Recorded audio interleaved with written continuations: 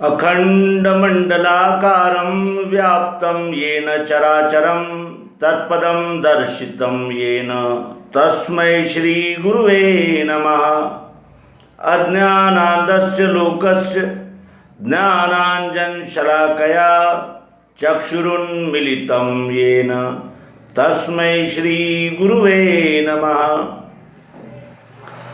श्री सद्गुरु को साष्टांग दंडवत करते हुए आप सभी प्रेमी पाठक, गुरुजन, आचार्य और हमारे सभी सहकारियों का हार्दिक अभिनंदन और सादर समादर करते हैं।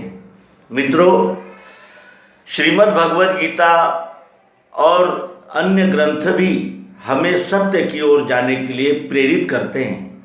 हमारे भारत में उपस्थित सभी प्रकार के व्रत, उपवास और जिसे कहते हैं कि साहित्य, ये हमें सत्य की ओर प्रेरित करने के लिए ही निर्माण किया गया है। लेकिन मनुष्य की बुद्धि 3 प्रकार की होती है, सात्विक, राजस और तामस।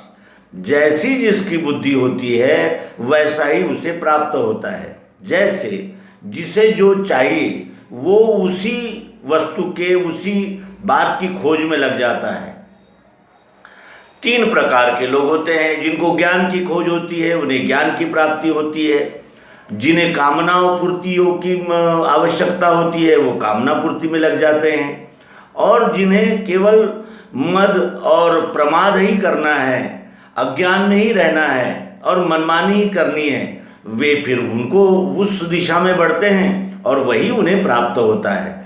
ये विश्व ही एक कल्पतरु है, एक कल्प वृक्ष है। इससे हम जो मांगेंगे वो मिलेगा। अगर हम इस विश्व वृक्ष से अगर मुसीबतें मांगेंगे तो मुसीबतें मिलेगी।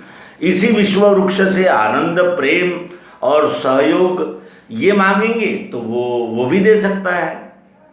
जो मांगोगे वो मिलेगा। ऐसा ये कल्प वृक्ष, यही विश्वरूप परमात्मा है। और इस विश्वरूप परमात्मा में अनेक स्वभाव की अनेक विभूतियाँ जन्म लेती है, और जो भी विभूति आती है वो अपना अपना कार्य करके जाती है। भगवान श्री कृष्ण जी श्रीमद् भगवद गीता के 10वें अध्याय में कहते हैं कि नान्योस्ति मम दिव्यानाम विभूतिनाम परंतप एष तुदेश्यतः प्रोक्तो विभूतिर्विस्तरो मया। मेरे दिव्य विभूतिन का नहीं अंत परंतप यह विभूति विस्तार मेरे उद्देश्य से कहा। भगवान श्री कृष्ण जी ने स्पष्ट कर दिया है कि मेरे विभूतियों का कोई अंत नहीं है। हर क्षेत्र के लिए विभूतियाँ हैं और एक से बढ़कर एक है, और उन विभूतियों का अंत भी नहीं है, इसलिए कि फिर नई नई विभूतियाँ उत्पन्न होती ही रहती है। जैसे हम उदाहरण लेंगे तो थॉमस एल्वा एडिसन, ये भी विभूति ही थी, लेकिन भौतिक शास्त्र की थी। न्यूटन भी विभूति थे, और एरिस्टोटल भी विभूति थे, ओशो भी विभूति थे, विवेकानंद भी विभूति थे। ये सब विभूतियाँ ही हैं, अपने अपने क्षेत्र में कार्य करके ये चले जाते हैं और हमारे आगे एक आदर्श रख जाते हैं। ऐसे ही एक परम आदर्श हमारे सामने उपस्थित कर गए हैं। ऐसी विभूति का आज मनन चिंतन करें और उनके दिव्य और गहरे अध्ययन का हम भी लाभ उठाएं। ऐसी ये विभूति है शक्ति स्वरूपा माता राम सखी देवी। माता राम सखी देवी के कार्य का वर्णन इन शब्दों में नहीं हो सकता, क्योंकि वो शब्दातीत है। उनका मनन, चिंतन, निधिध्यासन और ध्यास, उन्होंने जो ध्यास रखा, इस अध्यात्म विज्ञान के मर्म तक जाने का जो सतत प्रयत्न उनके जीवन में नजर आता है, वो एक जिसे कहते हैं कि ध्रुव तारा है, और उसका अनुगमन, अनुसरण करने का प्रामाणिक प्रयत्न हम जैसे साधक करते हैं। इसीलिए उनका मनन चिंतन इतना यानी गहरा और गहन होता जाता है। शक्ति स्वरूपा माता राम सखी देवी जी का जन्म सन 1910 के लगभग शाहजहांपुर उत्तर प्रदेश में हुआ। इनके पिता श्री बाबूराम अग्रवाल जी कचहरी में कार्यालय अधीक्षक थे, यानी ऑफिस सुपरिटेंडेंट। पिता की आस्था अध्यात्म विज्ञान में थी। वे श्रीमद् भगवद गीतोपनिषद के विद्वान थे और इस प्रकार माता राम सखी को आध्यात्मिक प्रवृत्ति विरासत में मिली थी।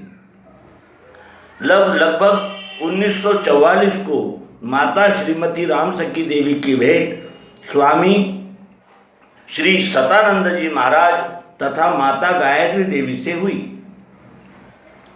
जिन्होंने भगवान श्री मायानंद चैतन्य द्वारा आविष्कृत दिव्य चक्षु प्रदान किए। माता श्रीमती गायत्री देवी के साथ उन्होंने उत्तर प्रदेश में शाहजहांपुर और आसपास के ग्रामीण अंचल में दिव्य चक्षु का व्यापक प्रचार प्रसार किया। शाहजहांपुर में विज्ञानशाला उपकेंद्र खोला और भवन का निर्माण कराया। श्रीमद् भगवद गीतोपनिषद का सरल अध्ययन, नर्मदा लहरी का मनन, सर्वांग योग का अभ्यास, सर्वांग योग प्रश्नोत्तरी, बिंदु में सिंधु इत्यादि ग्रंथों की रचना की। पूज्य माता जी 31 मार्च 1990 को ब्रह्मलीन हुई। ये उनका स्थूल जीवन पट हमारे आगे है और उन्होंने किए हुए मनन चिंतन का लाभ हमारे सभी पाठक प्रेमियों तक पहुंचाने के लिए हम कटिबद्ध है और सत्यनारायण व्रत कथा इस माध्यम से उनके मनन चिंतन की गहराई तक पहुंचने का हम प्रयास करेंगे। आप सभी से अनुरोध है कि आप भी इस महान अध्यात्म विज्ञान के गहन यात्रा पर सभी सहभागी हों और अपने मन, बुद्धि, चित्त और अहंकार को एकाग्र करके श्री सत्यनारायण कथा का हम भी आनंद लें और इन एपिसोड्स को शेयर करके अन्य अपने मित्रों तक भी इस सत्य और सनातन विज्ञान को पहुंचाने में हमारी सहायता करें। इस अनुरोध के साथ इस अंक का समापन करेंगे। नर्मदे हर सद्गुरु भगवान की जय।